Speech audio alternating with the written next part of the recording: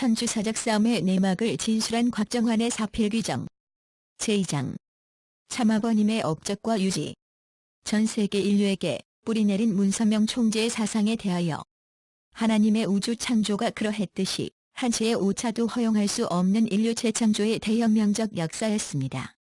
어느 누구 한 사람과도 의논할 수 없는 고독한 생애 노정이었습니다. 하나님까지도 돌아보시지 않아 철저하게 혼자서 찾아가야 하는 가시밭 광야 노정이었습니다. 수없이 반복되는 생사의 기로에서 피를 토하면서도 하늘과의 약속을 이루기 위해 다시 일어서야만 했던 불사조의 모델성을 세우기 위한 삶이었습니다. 문선명 선생의 말씀 중에서 누구나 한 번 살다가는 지상생활. 첫눈으로 아버님을 만나면서 저는 하나님의 섭리와 인류 역사에 의미 있는 삶을 살 수 있었습니다. 제 인생에서 하나님의 평화세계 실현을 위한 아버님의 비전과 업적을 뺀다면 무엇이 남을까요? 아버님은 평생의 노고를 통해 천도와 천리의 근본을 찾아 정립하고 그것을 가장 폭넓고 다양하게 교육하였으며 희생적 생애를 통해 그를 몸소 실천하고 이루는 본을 우리에게 남겨주셨습니다. 당신께서 전개해오신 수많은 활동과 업적, 인류 앞에 남긴 유재 가운데 가장 기억에 남는 몇 가지가 있습니다. 1. 40년 냉전시대의 종결. 1987년 미국 FBI가 아버님에게 문서 하나를 보내왔습니다. 소련 KGB와 북한이 공작하고 일본 적군파 행동대원 25명이 실행하는 문 목사 암살 시도가 있었다는 내용이었습니다. 이른바 기쿠무라 사건. 1985년에 스위스 제네바에서 열렸던 제2차 세계평화교수 아카데미 국제회의의 주제를 소련 제국의 붕괴라고 채택한 데 자극받은 국제공산주의자들의 보복성 테러가 그 실행 단계에서 발각되었던 것입니다. 1966년부터 시행해오던 전국적인 반공 비몽 활동을 한 차원 높여 1968년에 국제순공연합을 창설한 아버님은 이후 전 세계에서 공산주의 사상과 체제의 모순을 낱낱이 밝히는 등 세계적인 운동을 전개해 오셨습니다. 1975년 베트남에서 미군이 철수하고 공산주의 세력이 급속도로 팽창하여 전 세계 국가의 38%가 공산화되었던 1970년대 후반에도 아버님은 공산주의는 70년을 넘기지 못한다 며 일찍이 공산주의의 종언을 공공연히 예언하셨습니다. 1984년 3월 당시 덴버리에서 옥고를 치르고 계시던 아버님이 급한 지시를 내리셨습니다. 이듬해 스위스 제네바에서 제2차 세계평화교수 아카데미 세계대회의 의장으로 정해진 몰튼 카플란 박사를 만나 대회 주제를 소련 제국 붕괴와 연결해보라는 말씀이었습니다. 몰튼 카플란 시카고 대학 교수는 냉전이라는 용어를 처음 만들어낸 장본인으로 대탕트에 의해 동서 양진영이 공존해야 한다는 이론을 지지하는 국제정치업계의 거장이었지요. 소련 제국의 붕괴라는 주제는 소련을 크게 자극할 뿐만 아니라 사실상 그가 주장해왔던 정치학 이론과도 배치되는 내용에 가까웠습니다. 1980년대 동구 유럽 국가들의 경제적 위기가 심하긴 해도 전체 공산권에 미치는 소련의 힘은 실로 막강하던 시절이었습니다. 아직까지 소련 제국의 붕괴 이론을 내놓은 학자는 단 한 명도 없었지요. 아버님의 뜻을 전해들은 카플란 교수는 역시나 어이없다는 듯 펄쩍 뛰었습니다.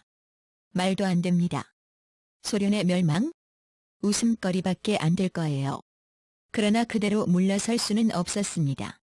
진지하게 고민 한번 해보십시다. 문 총재께서 그런 말씀을 할 때는 그만한 문제가 있을 것 아니겠습니까? 무슨 문제 말씀이신지요? 소련 공산체제의 기본 이념인 변증법적 유물론과 유물사관 말입니다. 예? 저는 제가 가진 역량을 다해 최대한 설득의 논리를 이어갔습니다. 유물론은 반진리예요. 물질을 근본으로 삼는 물본이나 인간을 근본으로 여기는 인본이 진리일 수 없는 것과 같죠. 절대가치는 신을 중심으로 한 신본에서만 나옵니다. 그리고 공산당 선언과 유물사관은 철저한 거짓일 뿐입니다. 이것은 내 개인적이거나 감정적인 판단이 아닙니다.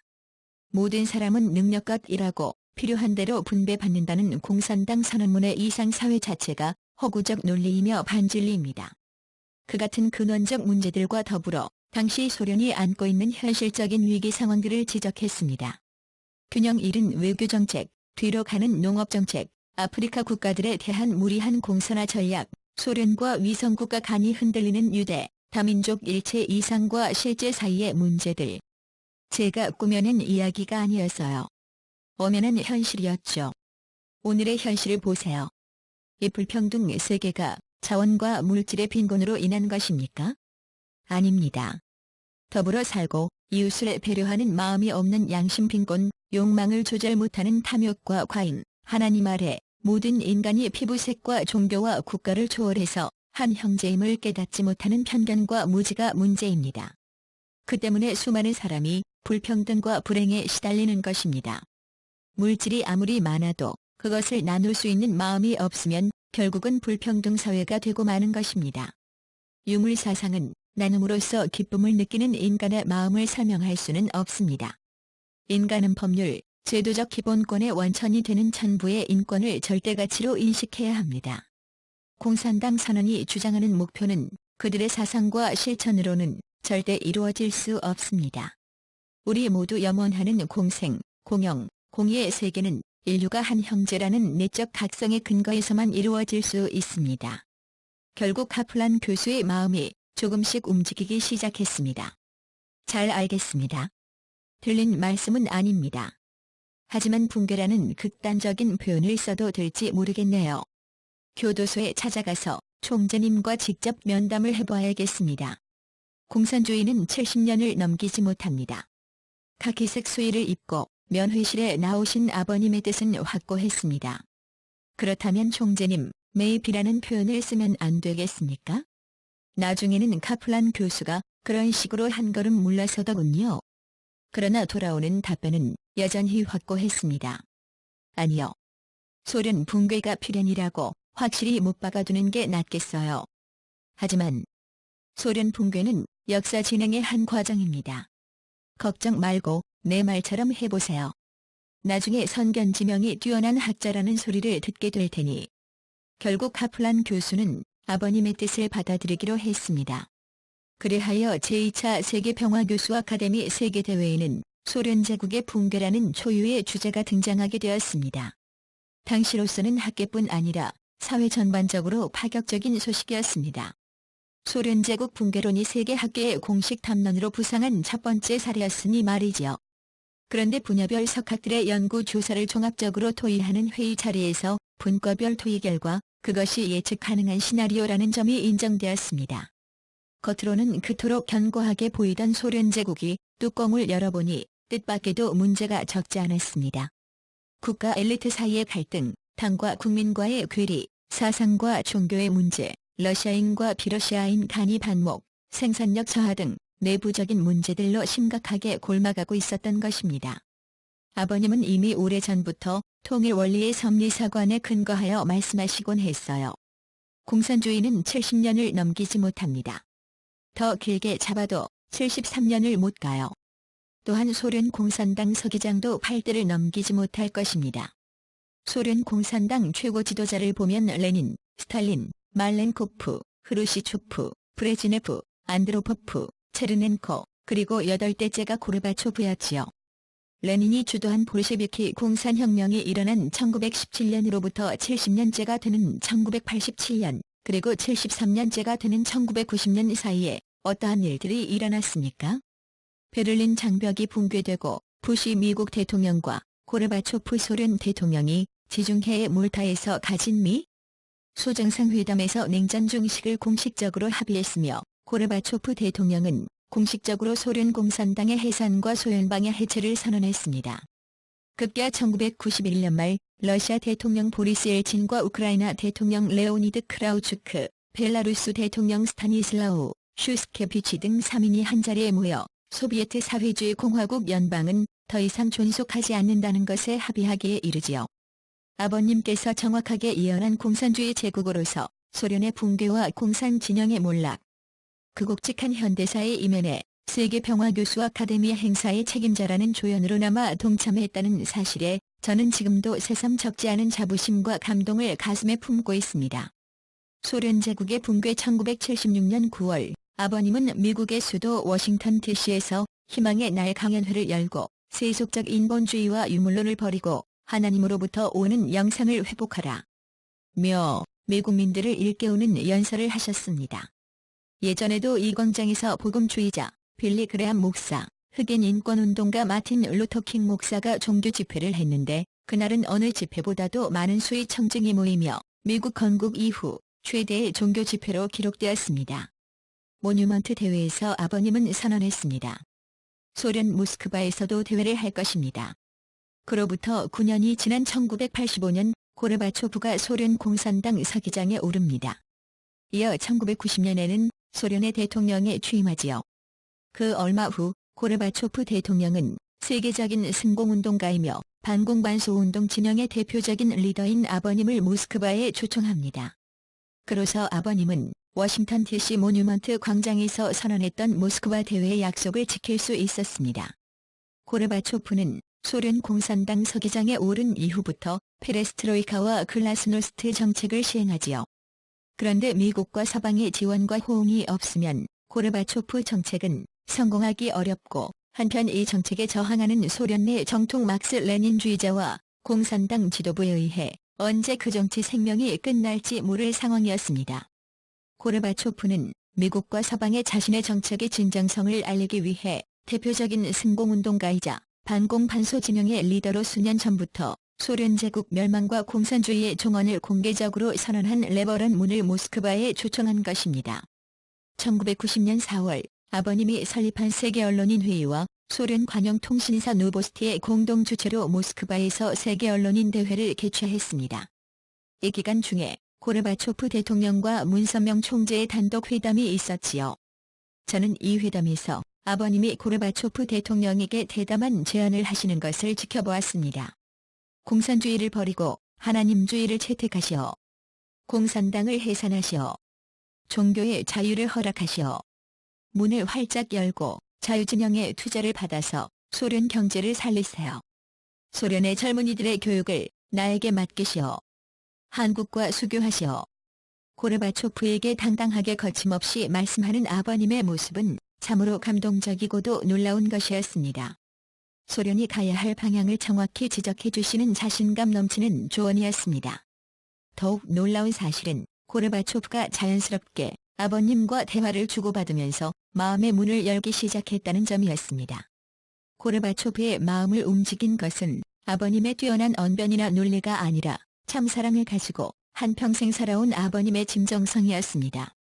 평생 반공운동, 승공운동을 하는 동안 소련과 김일성 정권으로부터 암살 위협을 받기도 했지만 그럼에도 아버님은 공산주의 종주국의 최고 지도자를 적이나 원수가 아니라 참사랑으로 하나 되어야 할 형제로 보았습니다. 고르바초프와 회담은 성공적이었고 두 분은 의형제의 관계를 맺고 헤어졌습니다. 이후 고르바초프는 제2차 세계평화연합 국제회의에 부인 라이사 여사와 함께 참석하는 등 아버님이 주재하시는 국제대회에 종종 참석하였고 국제승공연합운동의 발상지이자 통일교회의 역사를 담고 있는 성지인 경기도 구리시 수택리 중앙수련소와 한남동 공관을 방문하기도 하였습니다. 아버님은 모스크바 대회 이후 수년간 소련에서 영어가 가능한 대학생, 학자, 지식인 그리고 지도자들을 미국, 일본, 소련의 휴양지에서 진행되는 프로그램에 초청하여 하나님주의와 통일사상, 서구민주주의 이념과 자유시장 경제 원리를 교육하셨습니다.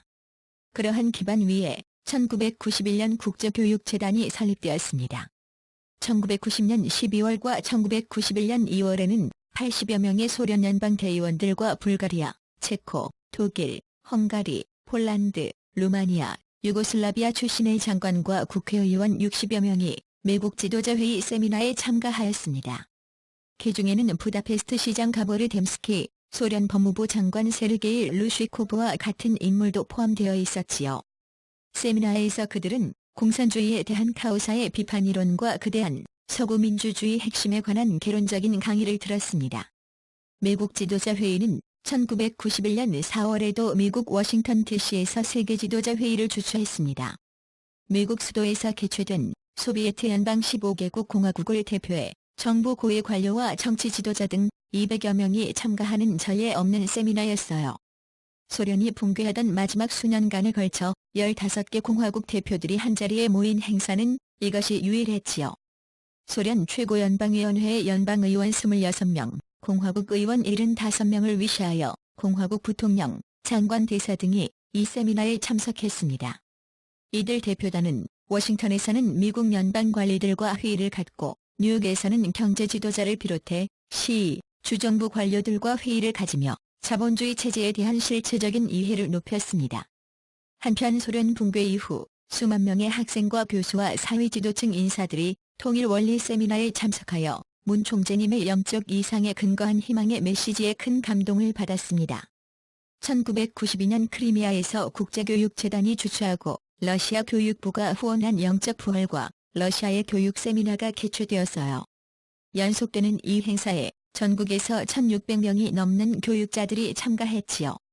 그리고 러시아 정부의 공인 아래 통일원리에 기초한 초중등학교 학생용 교육 교재를 만들었습니다. 이 교재들은 러시아 1만여 개의 학교에서 교재로 사용되었으며 이 가운데 몇 종은 몽골, 아제르바이잔, 타지키스탄, 키르기스스탄 등 여러 나라의 언어로 번역되어 활용되었지요. 1991년 8월 고르바초프 대통령 부부가 크림반도에 있는 휴양지에서 여름 휴가를 지내는 동안 반개혁적인 소련 공산당 보수파가 고르바초프 대통령을 체포하고 군사 쿠데타를 일으키는 일이 발생합니다. 공산주의가 마지막 몸부림을 치면서 자칫 탈냉전의 희망이 무너지지 않을까 우려스러운 상황. 이때 아버님이 고르바초프에게 메시지를 보냈습니다. 문 총재로부터 서신이 왔다는 보좌진의 보고를 들은 고르바초프가 그 자리에서 바로 읽으라고 지시했습니다. 서신의 내용은 간단했습니다. 공산당은 이미 끝났고 그들에게는 의지도 결집력도 없습니다. 굴복하지 마세요. 당시 뉴스를 통해서도 보도되었지만 모스크바 등 주요 도시에서 쿠데타가 일어났을 때 시내로 들어서는 군부의 탱크를 6탄으로 저지하는 학생들이 있었습니다. 수천 명에 불과한 학생들의 열정으로 결국 군인들도 함께 총을 내려놓고 탱크를 멈출 수밖에 없었습니다. 이 쿠데타는 단 3일 만에 막을 내렸지요. 그때 그 탱크를 저지하던 핵심적인 대학생과 지식인들이 다름 아니라 아버님이 설립한 국제교육재단의 교육에 참여한 이들이라는 것을 알고 계십니까? 공산주의 이데올로기의 허구성을 깨닫고 새롭게 서구 민주주의의 원리와 개방사회에 눈을 뜬 젊은이들. 25회에 걸쳐 미국에서 교육을 받고 미래에 대한 희망을 안고 소련으로 돌아온 3,500명의 청년 학생들이 바로 그들이었던 것입니다. 이 부분은 앞으로 역사가들에 의해서 다시 고증이 되리라 생각합니다. 피는 물보다 진하다. 참사랑은 피보다 더 진하다. 모스크바 대회를 마치면서 아버님은 말씀하셨습니다. 세계적인 냉전 체제가 해체되면서 그 와중에 우발적인 세계전쟁이나 한반도에서 전쟁이 발생할 수 있다. 앞으로 1년 이내에 평양에서 대회를 해야 한다. 1989년 9월 프랑스의 상업위성이 촬영한 북한 영변 지역의 비밀 핵시설이 전 세계에 알려지며 마침 한반도에서는 북핵 위기가 막 시작되던 긴박한 상황이었어요. 구소련의 실험용 원자로를 기반으로 북한이 비밀스럽게 핵 관련 활동과 핵무기 개발 프로그램을 진행 중이라는 사실이 전 세계에 노출된 것입니다. 문선명 총재님의 평양 방문 김일성 주석과의 회담으로 이어지는 일대 사건은 1991년 11월 말부터 12월 초 사이에 이루어졌습니다. 북한 정부의 공식적인 초청에 의한 국가의 대표 자격이나 안전에 대한 보장도 없는 개인적인 방문이었습니다. 만에 하나 김일성이나 북한 정부가 아버님을 구금할 경우 생명의 안위조차 보장받을 수 없는 입장이었지요. 평양 방문 후 귀국하신 지 얼마 되지 않아 아버님에게 개인적으로 여쭌 적이 있습니다. 안전 보장도 안 된 상태였는데 체류하시는 동안 얼마나 마음 쓰시고 힘드셨습니까? 아버님이 대답했지요. 정말 힘들었던 것은 그게 아니야. 50여 년간 김일성에 대한 원한과 분노를 녹이고 사랑의 심정으로 바꾸는 것이 가장 힘들었지. 평양 방문 기간 중 아버님은 고향인 청주도 방문하고 금강산을 비롯한 평양과 경제개발 투자 지역들을 둘러보았으며 김다련 부총리와 조국평화통일위원회 윤기복 부위원장과 만수대 의사당에서 2차례 만나 경제투자 및 협력에 관한 실무회담을 가졌습니다. 회담장에서 윤기복 부위원장은 우리식 사회주의, 주체사상, 김일성 혁명 역사 등을 달변으로 연설했는데 이에 아버님이 일어서서 피는 물보다 진하다. 참사랑은 피보다 더 진하다는 주제의 연설을 마치 따르는 제자들에게 강의하듯 하였습니다. 사람 중심의 주체 사상으로는 통일할 수 없어요. 하나님주의 두익 사상으로 해야 합니다. 남한에 난파되어 있는 요원들의 명단을 주세요. 내가 다 교육시키겠습니다. 지나치도록 파격적인 내용을 2시간 넘게 강연을 하고 마지막에는 만수대 의사당이 탁자를 손바닥으로 탁 내려치기까지 하였습니다. 아버님을 수행했던 세계평화연합 간부들에 의하면 그때 조마조마해서 가슴이 떨리다 못해 식은땀이 흐르고 모골이 송연해졌다고 합니다. 김일성 주석과의 회담은 물 건너갔구나. 이러다가 북한에 구금되는 것 아닌가? 거의 비슷한 감정을 김다련 부총리, 윤기복 부위원장의 표정에서도 느낄 수 있었다더군요. 우려와 달리 만수대 의사당의 회담 결과 세계평화연합 문선명 총재와 조선해외동포원호위원회 윤기복 위원장 사이에 10개 조항의 성명서가 발표됩니다. 그 내용은 이러했습니다. 가까운 시일 내에 남북이 통일한다. 핵은 오직 평화적으로만 이용하며 핵무기의 제조나 배치는 없어야 한다. 민족의 주체적이고 대단결의 원칙에 의해 통일한다. 남북한 이산가족의 조속한 상봉과 방문을 추진한다. 정치군사적 대결을 해소한다. 남북한 예술단체의 상호교류와 공연을 실시한다. 문 총재님과 북한 대외경제위원회 김다련 위원장의 명의로 경협 관련 합의서도 체결되었습니다. 북한 두만강 자유무역지대, 원산지구 경공업기지 건설, 금강산 일대 관광지구 개발에 아버님의 통일그룹이 투자하며 국제기업체들의 투자를 유치한다는 합의서였죠. 북한이 어떤 체제입니까? 모든 것이 감시되고 상부에 보고되는 체제 아닙니까? 만수대 의사당에서 있었던 아버님의 강연 내용과 분위기까지 김 주석에게 보고되었고 김다련 부총리와 윤기복 부위원장은 김 주석에게 만나지 않는 것이 좋겠다는 의견을 제출했다고 합니다. 그런데 보고를 받은 김 주석이 허허 웃으면서 문 선생이 그런 인물이라면 내가 만나봐야지 하더랍니다. 참사랑, 하나님주의 두익 사상에 의한 통일론, 1991년 12월 6일 세계평화연합 문선명 총재와 조선민주주의인민공화국 김일성 주석과의 역사적인 만남이 흥남 마전 주석궁에서 이루어집니다. 아버님께서 언급하신 것처럼 우리는 이 만남을 성서의 야곱과 에서 형제의 만남과 같은 섭리사적인 상봉이요 회담으로 해석합니다.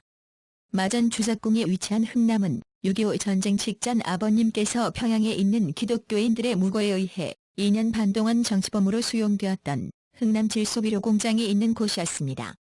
수감되는 수용자들 대부분이 평균 1년 이내에 사망하는 지옥의 미천과도 같은 곳이었죠.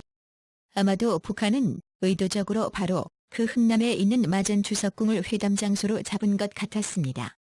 아버님이 김 주석은 나보다 7살이나 많으니 형님이 되고 내가 동생이 된다는 말을 꺼냈고 김 주석은 흔쾌히 호형호재하자고 화답했습니다. 성서 속 에서와 야곱처럼 서로 손잡고 형-동생의 관계가 된 것이지요. 오천과 함께 진행된 회담에서 아버님과 김 주석은 서로의 취미 생활을 물으며 대화를 시작했고 아버님은 참사랑, 하나님주의, 두익 사상에 의한 통일론을 김 주석에게 역설했습니다. 그 와중에 김 주석은 박수를 3번이나 치면서 고맙습니다라는 말을 되풀이했습니다. 그 전날 아버님이 김다련 및 윤기복 위원장과 체결한 내용을 바탕으로 한 비핵화와 핵의 평화적 이용, 주속한 통일, 경제협력, 학술 및 예술의 교류, 이산가족 상봉 등의 내용에 대해 김 주석은 이의를 제기하지 않고 합의했습니다. 김 주석은 회담을 마치면서 마지막으로 미국 부시 대통령의 북한 초청과 미국과의 관계 개선을 주선해달라고 아버님에게 부탁하기도 했습니다. 이후 아버님과 김 주석은 서로 손을 잡고서 현관까지 나와 기념 촬영을 했지요. 언론 보도 사진을 보면 김일성이나 김정일은 공식적인 촬영을 할 때 항상 뒷짐을 지고 있습니다. 그러나 아버님과 함께 기념 촬영을 할 때 김 주석은 아버님과 손을 꼭 맞잡는 모습을 보였습니다. 그것이 상징하는 바가 무척 크다고 저는 생각해요. 아버님은 이 만남을 하나님의 섭리사적 관점에서 보고 김일성 주석을 대하였습니다. 아버님이 북한 정부와 맺은 성명문과 합의문들은 그로부터 4일 뒤에 열린 남북 고위급 회담에서 대한민국의 정원식 총리와 북한 연형묵 총리가 사인한 남북기본합의서에 대부분 반영되었습니다. 남북기본합의서는 그 이후 체결된 6.15 공동선언과 10.4선언에 비해 더욱 상호대등한 관계로 맺어진 실질적인 통일 방안이었어요. 한반도의 분단은 흔히 지정학적인 차원에서 냉전 시대의 산물로 설명되어 왔습니다. 그러나 아버님이 규명한 하나님의 구원 섭리 사관에 의하면 남북 분단은 체제상으로는 공산주의와 자유민주주의, 가치관과 세계관에서는 유물론과 유신론, 이념에서는 좌익과 우익, 문화와 사상에서는 인본주의인 헬레니즘과 신본주의인 헤브라이즘, 그리고 개인의 차원에서는 몸과 마음의 대립투쟁을 의미하고 있습니다. 남과 북은 대립투쟁하는 양세계의 상징이며 결실체입니다. 그러므로 인류의 삶을 규정해온 양세계의 대립과 투쟁의 역사를 종결지음으로써 한반도 분단의 문제를 해결한다는 것은 구원섭리사적 의미와 인류 문화사적 의미를 모두 담게 됩니다. 이러한 측면에서 남북한 평화통일의 모델은 인류 역사를 통해 대립투쟁해왔던 난문제들을 해결하고 인류를 영구적인 평화의 세계로 안내하는 설계도라고 할 수 있을 것입니다. 공산주의 이론의 논리적인 모순을 파악하여 순공사상을 체계화한 아버님은 궁극적으로 공산주의를 능가하는 사상적 체계와 비전을 제시해야 한다고 강조하셨습니다. 그렇지 않으면 플라비처럼 공산주의의 허구적인 선전선동에 뛰어드는 청년 학생들과 지식인들을 참된 평화와 통일의 길로 이끌 수 없다고 보셨습니다. 또한 공산주의의 문제뿐 아니라 자본주의가 지닌 병폐까지 극복할 수 있는 대안을 담고 있어야 진정한 평화세계 건설이 가능하다고 말씀하셨습니다. 평화적인 남북 통일도 이러한 사상과 비전이라야 가능할 것입니다. 이렇게 해서 나온 것이 좌익과 우익을 하나로 통합하여 모순 갈등을 멈추고 조화와 균형을 이루는 두익 사상입니다. 바로 이 사상의 지향점이 인류 역사를 지배해온 대립투쟁을 종결시키고 하나님을 중심한 공생 공영 공의주의 사회를 추구한다는 점에서 하나님주의라고 하는 것입니다. 아버님은 이와 같은 하나님주의 두익 사상을 중심하고 한국, 미국, 일본, 소련, 중공, 남미를 비롯한 전 세계 주요 국가에서 평화운동을 전개해 오셨습니다. 1960, 70년대 일본은 전공투와 같은 좌익 그룹들의 학생운동이 격렬했던 나라 중 하나였습니다. 1945년에 합법적으로 등록된 공산당은 이 시기에 원내 의석수를 크게 늘리며 영향력을 급속도로 키워갔습니다. 아버님은 이러한 일본의 국제순공연합을 창설하고 중의원과 참의원의 의원 300여 명을 생공의원으로 조직하였습니다. 또한 하나님주의와 두익 사상으로 훈련된 일본 전국대학생원리연구회 출신들을 그들의 보좌관과 비서로 파견했습니다. 이 시기 일본의 기업들은 노동조합의 공산주의가 침투하는 것을 막기 위해 승공연합의 자사 직원들의 사상 교육을 위탁하기도 했습니다.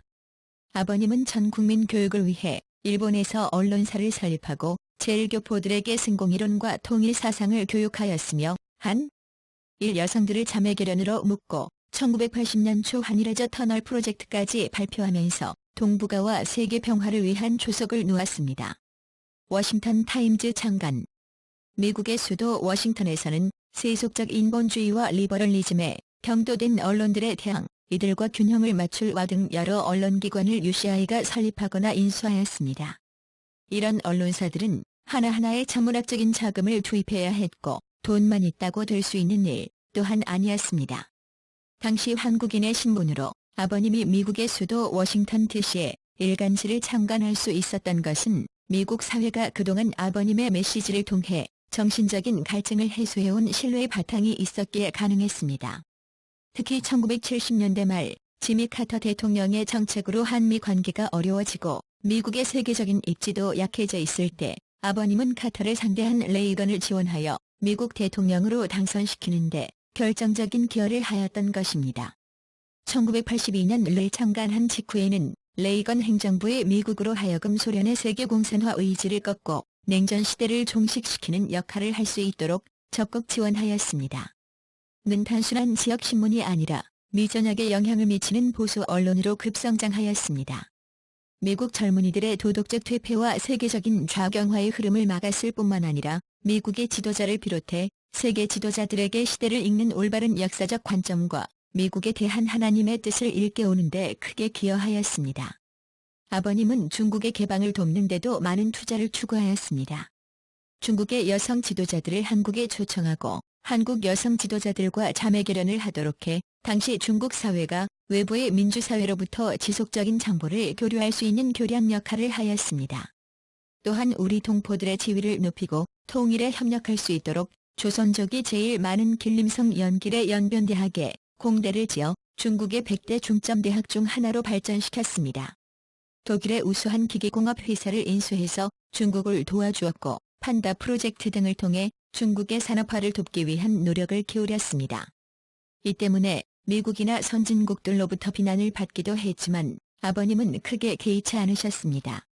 인간의 발명과 발견의 혜택은 특별한 능력을 지닌 인간이나 그 국가만을 위한 것이 아니라 하나님이 주신 인류 공동의 선물이기 때문에 만민이 공평하게 누려야 한다는 평소의 기술 평준화에 대한 지론을 굽히지 않으신 것입니다.